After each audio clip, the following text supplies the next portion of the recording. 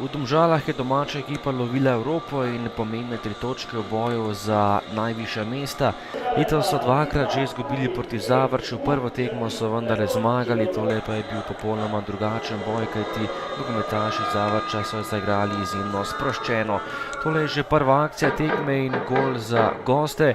Na pravem mestu je bil Polič, ki je žogo potisnil v mrežo in premagal vratarja Vidmarja.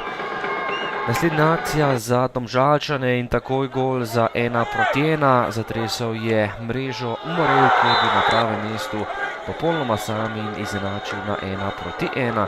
Do konca prvega polčasa pa še nekaj zadetkov, tole je že gol za 1:2. Močno je meril Kelenc in premagal domačega vratarja. Še napad za goste in tole je bila še tretja žoga v mreži domačega vratarja. Spet je zadel Doris Kelenc v podaji Muminoviča, je podstavil nogo in premagal Vidmarja za še tretji gol v tem prvem polčasu. V zaključku prvega dela prava bomba Zeca in odlična obramba Petroviča, potem pa še zadnja akcija in prekršek so zahtevali domači, tokrat ni bilo prekrška. Igra se je zgolj nadaljevala in Domžalčani so na odmoru šli z 2 goloma zaostanka.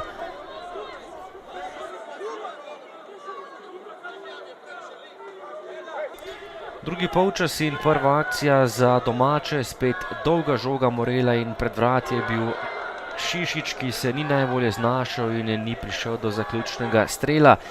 Nova akcija za goste, streljal je Matjašič, brani Vidmar. Na polovici drugega polčasa pa so gosti ostali samo z 10 nogometaši, tokrat je bil izključen Muminovič. Potem pa velika priložnost za Aladina Šišića. Močan strel, ampak izjemna obramba Petroviča, ki je rešil vrata Zavrča.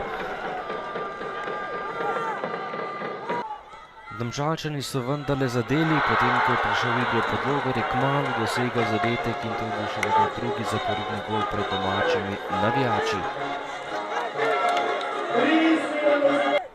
Še napad za Domžalčane, do strela je prišel Podlogar, ki je meril močno, ampak nekoliko premalo natančno. Na koncu pa ni bilo prekrška tudi nad Eterovićem. Na koncu je rumeni karton prejel le Brazilec Juninho. V zaključku tekme so pritiskali domači, močan strel Šišića proti vratom. Brez težav je žogo zadržal gostujoči vratar in to je bila še zadnja akcija tekme, na koncu Domžale 1, Zavrč 3. No, daleč smo zaradi tega, ker odigramo prvi polčas neprofesionalno za to raven, za tisto, kar se borimo. Ekipa Zavrča je izgledala, kot da se bori za Evropo in ne pa mi, tako da tukaj ni nobenih izgovorov.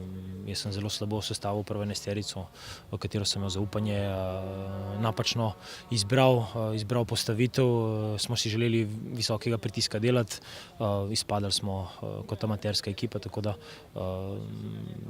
taka tekma ne more se odigrati v tej končnici prvenstva.